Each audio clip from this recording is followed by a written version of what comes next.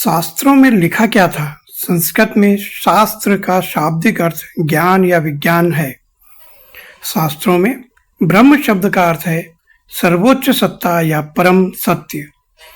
यह वह शाश्वत, अपरिवर्तनीय, सर्वव्यापी सिद्धांत है जो इस पूरे ब्रह्मांड का स्रोत है और आधार है। यह एक व्यक्तिपूरक ईश्वर से परे एक अमूर्त निराकार असीम की अवधारणा है। शास्त्रों में छुपा एक विज्ञान है जिसे या तो भुला दिया गया है या यह एक साजिश रही है। यदि हम त्रिदेव ब्रह्मा विष्णु महेश की बात करें तो हो सकता है ये उस सदी काल के महान विद्वान रहे हों। हम अगर ईशा के आसपास की बात करें तो भगवान का यहाँ तक भी कोई सबूत नहीं है। खुदाई के दौरान या गुफाओं में, शिलालेखों में नहीं मिलता। वैदिक काल में भी प्रकृति की शक्तियों की पूजा की जाती थी। सनातन धर्म में वैराग्य का प्रमुख स्थान था। सनातन धर्म का शाब्दिक अर्थ खोजी समुदाय से है, डिस्कवरी। यहाँ मान्यताओं का कोई स्थान नहीं देखा गया।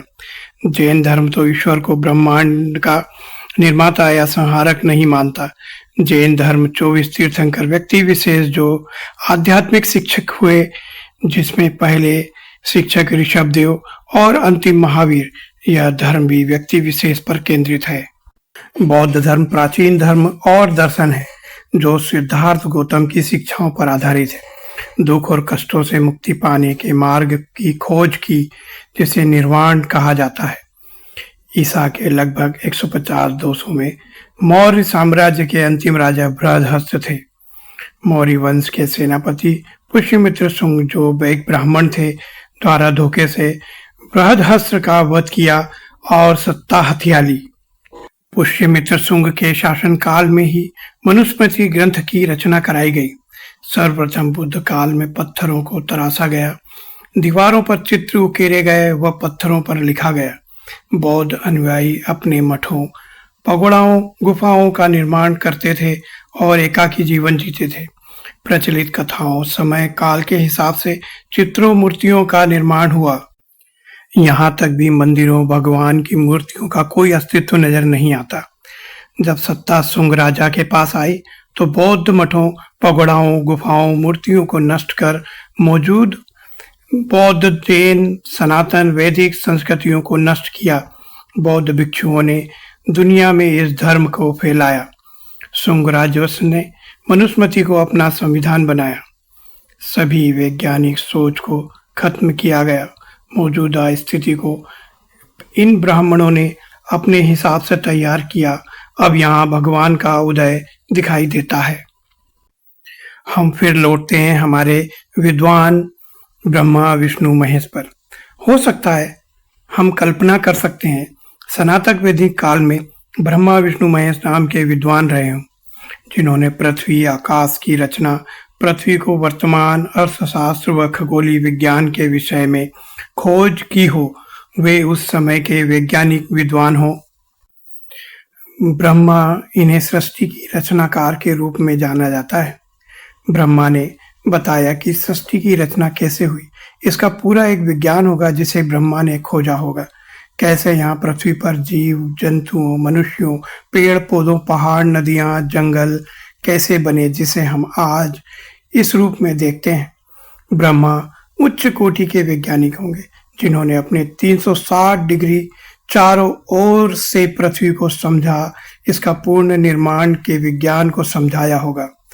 इस वजह से कलाकार ने उनके चित्रण को 4 स्वरों, अष्टभुजाओं के रूप में प्रदर्शित किया। इनकी पत्नी, जो प्रकृति के संगीत को संदर्भित करती है, जिन्हें सुरों की देवी सरस्वती नाम दिया। विष्णु को अर्थशास्त्र वर्तमान के महान वैज्ञानिक रहे हों, जिन्हें सृष्टि का पालनहार कहा गया। वर्तमान को अर्थशास्त्र, धन के बिना जीना मुश्किल ही नहीं है। यानी वर्तमान को कैसे जीना, यह कैसे काम करता है। पहाड़, नदी, जंगल, पशु पक्षी, मनुष्य, अर्थ, कर्म, सामाजिक, पारिवारिक विज्ञान, संपूर्ण जीवन को समझाया गया होगा। जहाँ लक्ष्मी को धन, अर्थ के रूप में दर्शाया गया, लक्ष्मी धन को विशेष रूप से अर्थशास्त्र का मुख्य बिंदु है। कलाकार ने जब विष्णु की कल्पना की तो विष्णु अर्थशास्त्र पालनहार हैं और लक्ष्मी जो धन अर्थ है, जो अर्थशास्त्र विष्णु के बगैर संभव नहीं है। संसार के मनुष्य के अर्थ कर्म के व्यवहार को मानव के वर्तमान काम काज में शाश्वत नियमों को बताया है। धन को इसका मुख्य केंद्र बिंदु है, इसीलिए व्यापारियों द्वारा विष्णु की पूजा की जाती है।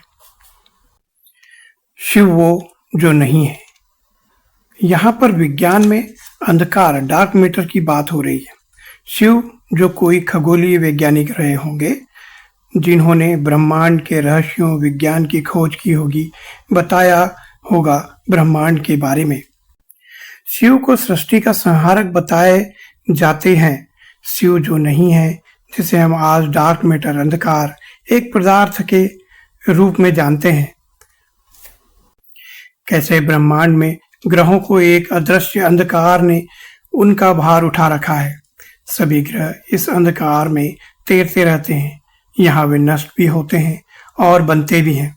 कलाकार ने आकाश को देखा और उसकी मानव रूपी कलाकृति चित्र बना दिया, जिसमें वे नीले भी हैं, काले भी, अघोरी भी हैं, जहाँ सब जन्म लेते हैं और मिटते भी हैं। शिव की पत्नी पार्वती जो सृष्टि के बनने और खत्म होने की कारक हैं। ये तीनों ब्रह्मा विष्णु महेश महान वैज्ञानिक दार्शनिक रहे होंगे, जिन्हें बाद में भगवान की संज्ञा दी गई। हम फिर से लौटते हैं ईसा के आसपास या बौद्ध काल में। यहाँ भगवान की कोई कल्पना नजर नहीं आती।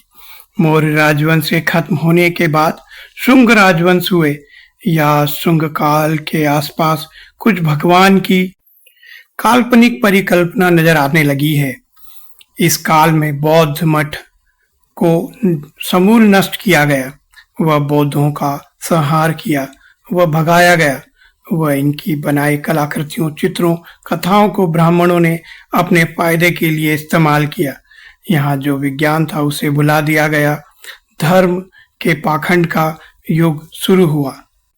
बौद्ध धर्म का मुख्य बिंदु निर्माण, जिसका प्रतीक धम्म था, जिसे शिवलिंग के रूप में स्थान मिला, वह बुद्ध की अनेक प्रतिमाओं को ब्रह्मा विष्णु महेश का नाम दिया। बौद्ध विहारों को मंदिरों का नाम दिया गया। बताया कि यह भगवान का घर है। शुंग काल में अब तक कुछ विशेष समुदाय ने बाकी आबादी को अपने अधीन करने का पाखंड धर्म रच लिया था। आज भगवान देवी देवताओं का भय डर दिखाकर विशेष लोग जनता का शोषण कर रहे हैं। इन लोगों ने वैज्ञानिक तर्क खोज के स्थान पर धर्म की आड़ में पाखंड को अपना लिया है। सनातन जो निरंतर खोज को ही अपना माध्यम मानते थे,